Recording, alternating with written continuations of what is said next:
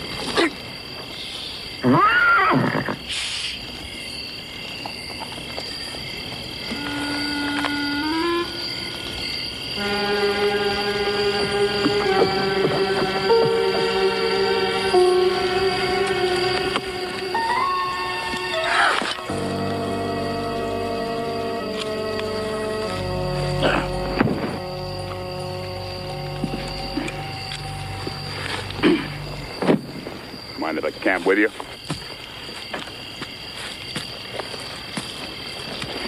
You see, Charlie, there's gonna be this another cold at night. Yeah. Lonely, cold.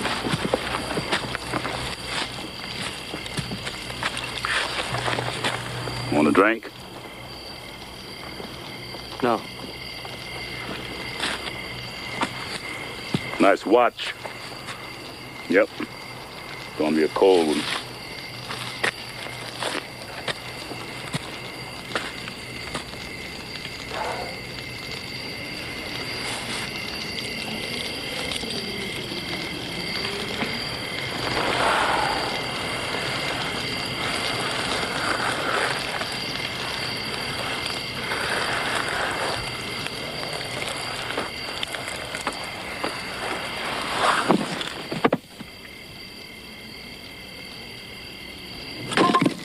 few minutes, you're gonna feel so warm you think he was dead. Who are you? Oh, my. Who's the man on the horse? Who is he? We're all here for the same purpose. Get some sleep. He looks tired, doesn't he, Charlie? Charlie thinks you look tired. Why don't you get some shut-eye?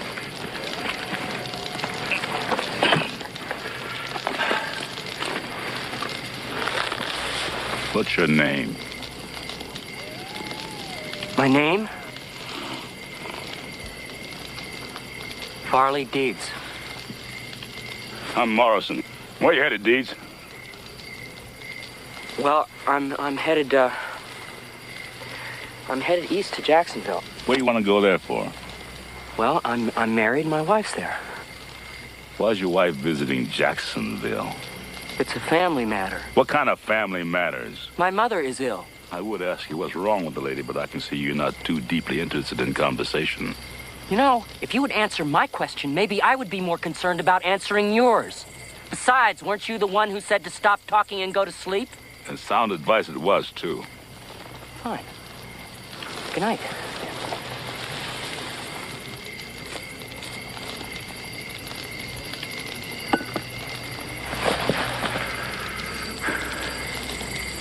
You feel it getting cold? It can get mighty cold. See, a lot of people don't know just how cold it can get, but I can tell you. I was all over Missouri ways with this fella Tinks, scalp hunter. Hospitable fella, Tinks. We were passing through town on my first week out. He asked me if I'd ever spent the night in these parts. No, I says. He suggested that I get a blanket or two. I will, I said. Nice warm day, too, like this one. You're out warm, aren't you, Deeds?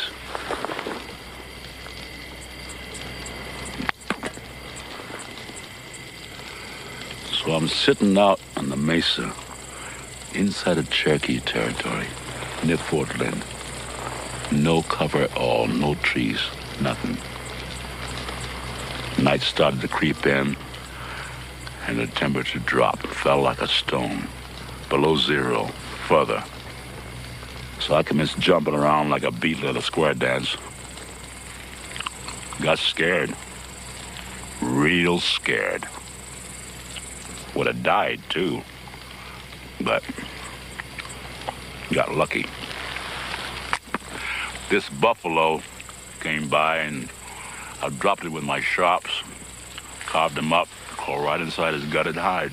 Yes, sirree. Nice and warm. So if you get cold and you need a blanket, you let me know. Am I supposed to believe that? Don't believe it. I don't care. Well, I have plenty of blankets, and I thank you. Good night.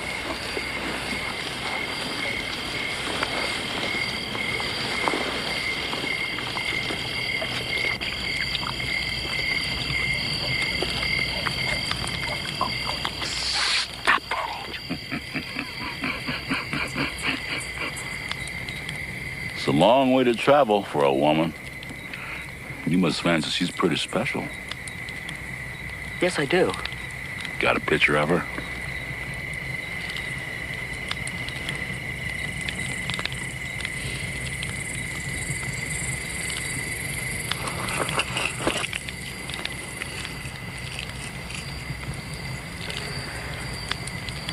My mother's ill. I'm going east to meet my wife. She's visiting my mother. We didn't know if she'd make it till Christmas when we usually visit her, so we're visiting her now. Can I have that back, please? Well, that is worth something. Please.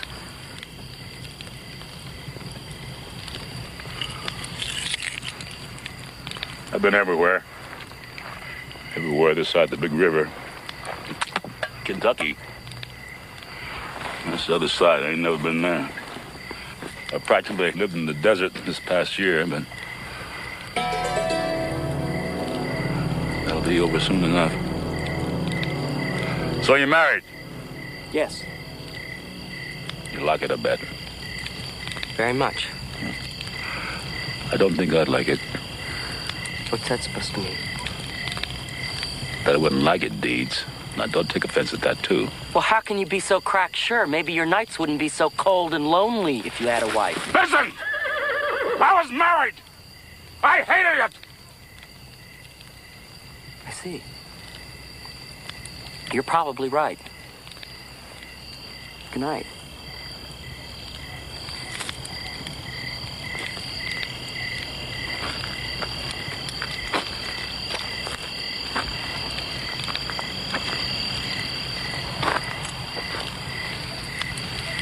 I like to think of myself as a philanderer. You know what that means? Yes? Oh. Well, that's what I am. Oh, my, what a surprise. Well, I don't doubt that it would be to you. And there's a number of other things a city boy like you would not guess that I am. Well, Sonny, I thought I'd be happy to see another person after a year to myself, but I was wrong. And don't think I'm so stupid. I didn't see that carbine you got stuck on your bedroll. And that pistol, and it's a fine one, too, got stuck on your pillow. I'd move those to a safe place if I was you. You're liable to blow your head and your nuts off playing with yourself tonight. Listen, you corpulent buzzard! I did not invite you into this camp to listen to this spew. Just who the hell do you think you are? What about the derringer up your greasy sleeve? And the shotgun and the sharps you have on that sooty fly farm you call a horse. Correct me if I'm wrong, Gramps. But isn't that a pistol not 20 inches from your big mouth? A Remington judging from its sloppy bulge? If you wish to plant yourself elsewhere, please go. But if you are going to squat there, at least keep quiet. Well, I think you might be good for a round or two yet. I don't care what you think. You want to hear a story?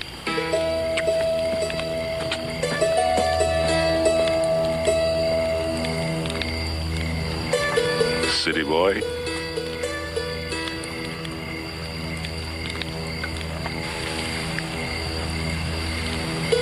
What kind of a story? Say something, city boy.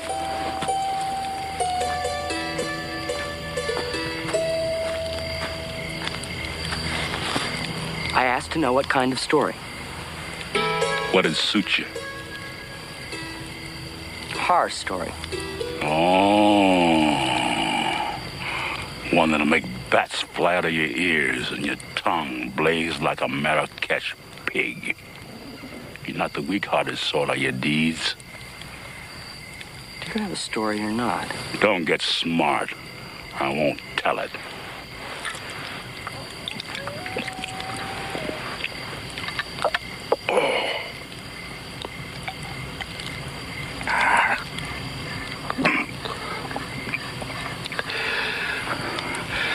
A few years ago, there was millions of Indians, see. They covered this land like buffaloes, living their Indian ways and practicing their strange tribal rites. Tribes varied, as they will do, but one hard and fast rule known to damn near every white man was that you don't go kicking around their cemeteries, because that's sacred ground. Not so important today, seeing as we killed most of them off. We're gonna lose all but a few of their customs, since none of them ain't never been written down. But one I can tell you, a right and a white man's encounter with it. An old goat named Lee Colby. Now, he knew better than to cross that sacred soil, but he'd lost a half a day already, and there was nothing he'd like better than to make it up. You see, there wasn't nothing to be afraid of. It's a lot of nonsense. I'm ashamed. I'm ashamed. For a minute back there, I really believed all this. Nothing to be afraid of. Stupid. Plain stupid. More fools on this patch of dirt just gave up. Quit. You won't find me lying down and dying peaceable. Letting myself decompose. You'll give up. Look what happens. Come on, boy.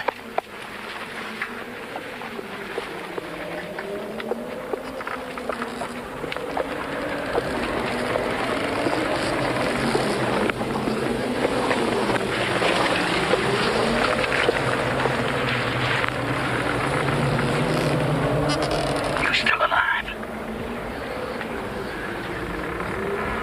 You're dying. You hear me? Or you're dead. Good! We got company. You're a chief or some major.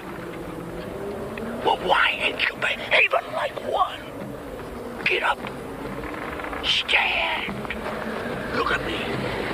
I'm older than you are. And believe me, when I go, it won't be like this. Can you talk? I wish you could. I'd asked you how a great man like yourself can just lay back and give his life away. What's happening?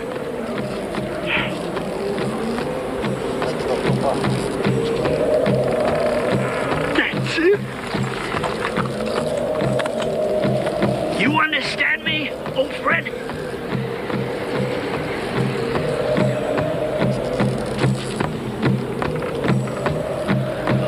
What's beating?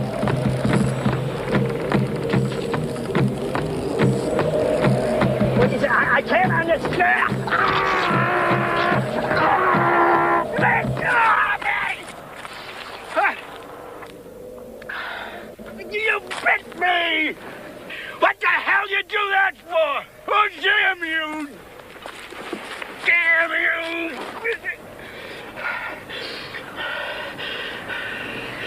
I got your temper up there. I got your temper up. You just let me know. Ooh. You didn't have to bite my head off to prove the point.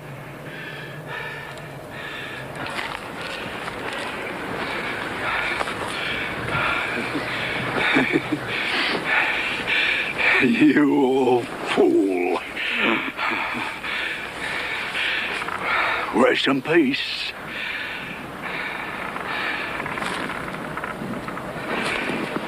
Hell, I gotta get out of here.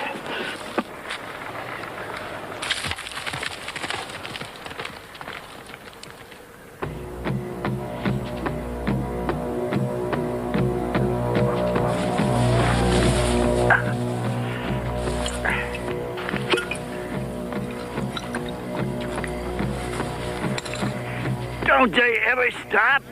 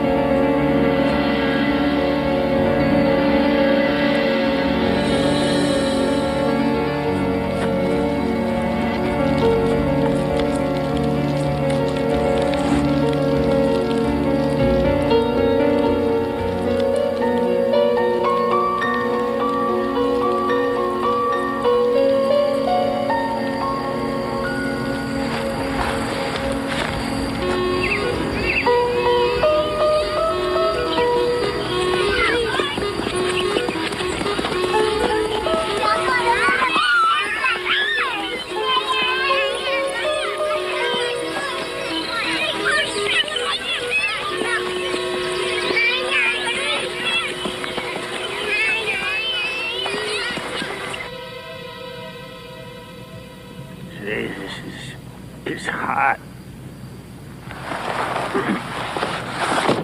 Oh! What the hell's going on here? Hey! Hey!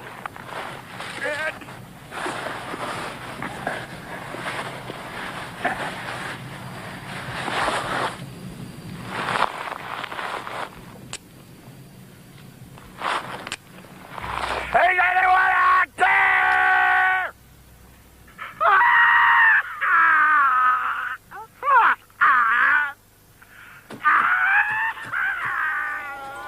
Let me out of here!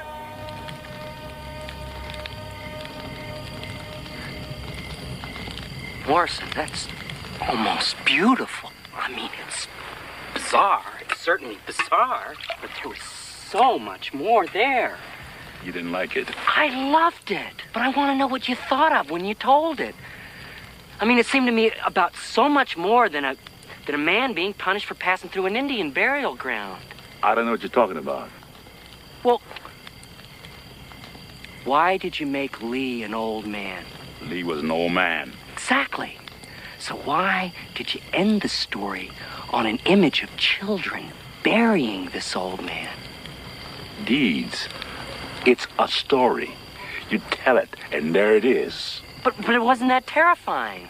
Thought you liked it. I did, but it seemed more about dying or an old man's fear of death than about breaking an Indian taboo. How much did you add? The what? The ritual. Deeds. It's about Indians. What could be plainer than that? And as for being true or not, I told it exactly as I remembered it, word for word. Come on, Morrison. I mean, you remember a lot, but there were so many details to your story. So many. Look, I'm not saying that you're lying, but I'm suggesting that some of it might have been prevarication. Let me put this another way. Don't you think it's incredible that Indians would go so far out of their way to put a man so gruesomely to death simply on account he went to a stupid graveyard? I should have dog-legged around you the minute I saw your campfire. Well, did you or not? What is incredible, Deeds, is that you made it this far, not knowing two spits and half a fart about the very country over which you crossed. Okay, I have a lot to learn, I admit it, but I wish you'd be honest enough to admit that your story wasn't all true. Word for word. Horse shit. Oh, I take it by that remark, you don't want to hear another. Do you want another cup of coffee? No, I don't.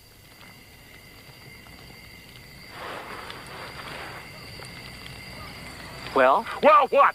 you gotta tell another. I'm gonna do nothing.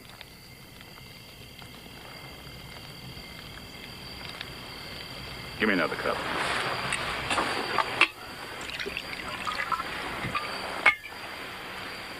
This story, Deeds, is about a young fella, not unlike yourself.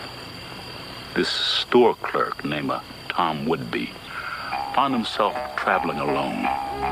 He was up by the Great Divide, those grassy hills that roll on just about forever. He was a modest sort, city worker, hat and coat not unlike yours. And he was slogging along, letting the sunset lull him into thoughts of his pretty wife to whom he was going home to see.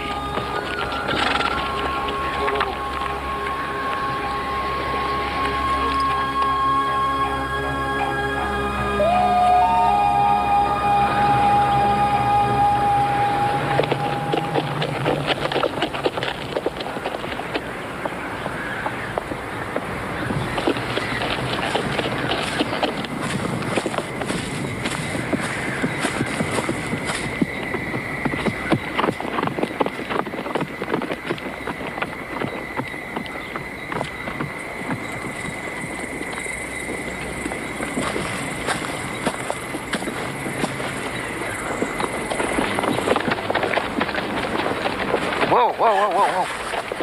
Pardon, ma'am. Don't be afraid. I ain't gonna hurt you.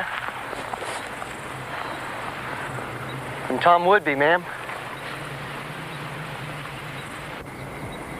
Tom Woodby, No, ma'am. don't. I only wondered if you might be lost or something. I didn't mean to frighten you. Are you alone? I'll be pitching camp real soon. You're more than welcome to join me if you like.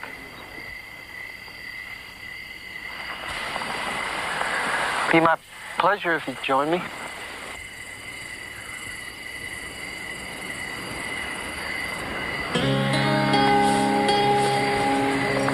Can I help you get somewhere?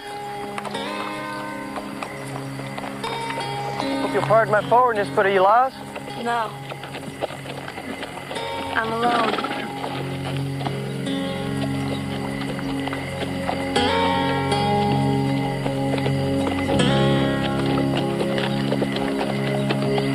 My fault. It's all right, you don't have to do that. I'm fine. Just looking for a place to camp, not paying attention. If you don't think it's too far, there's a flat spot just up ahead.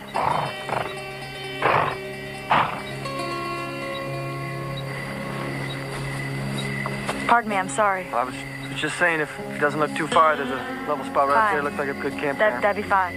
Ma'am? What? May I stop calling you ma'am? I'm sorry. That's all right. It's all right. Jenny Turberville. My name's Jenny. Jenny?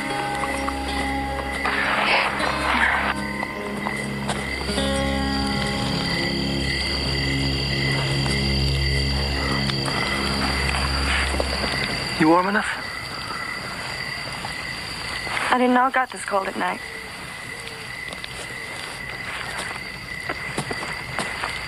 Put this on you. No, I couldn't. Come on. No, I couldn't. Excuse me. You're a good man, Tom. Can't imagine how afraid I was out there. I was so afraid about who was going to come across me or who I was going to come across. I'm very lucky that you found me and that you took care of me the way you done. I guess you probably figured why I'm out here by myself. Thank you, Jenny, but you don't have to tell me anything. I was thrown out. I was thrown out of the town that I lived in.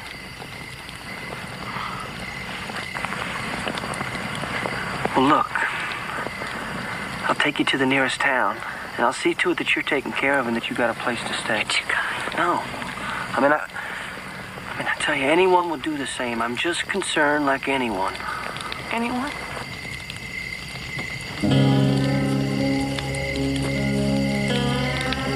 It's beautiful that you have a baby. And anyone who can't see beyond that ritual of marriage, it's just stupid. And it's not worth the pain it causes you. Now listen, Jenny. Everything's gonna be all right. Please. Just try not to think about it.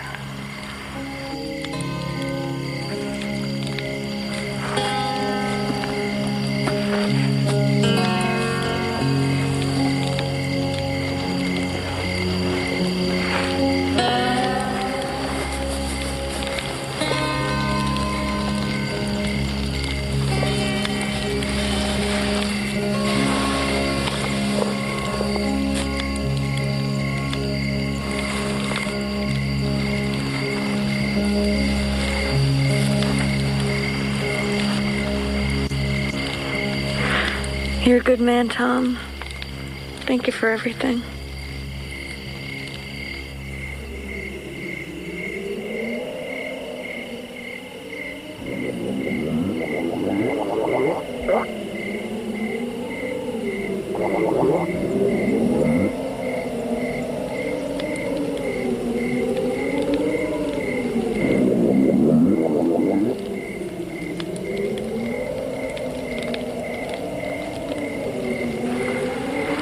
I'm sorry I lied. I had to lie. I couldn't tell whether I could trust you or not, whether or not you were a good man. But you're different, Tom. You are a good man. You're not pregnant. I felt safer that way. When people see you're pregnant, they treat you differently. I did it because of the men that came before you. But you're different. I don't want to pretend with you, Tommy. You're a good man. You're a decent man. Please don't do anything to me. You're not gonna hurt me, Tommy. I know you're not gonna hurt me. I mean, you're not like them. Please, Tom. Please. Please don't do anything to me.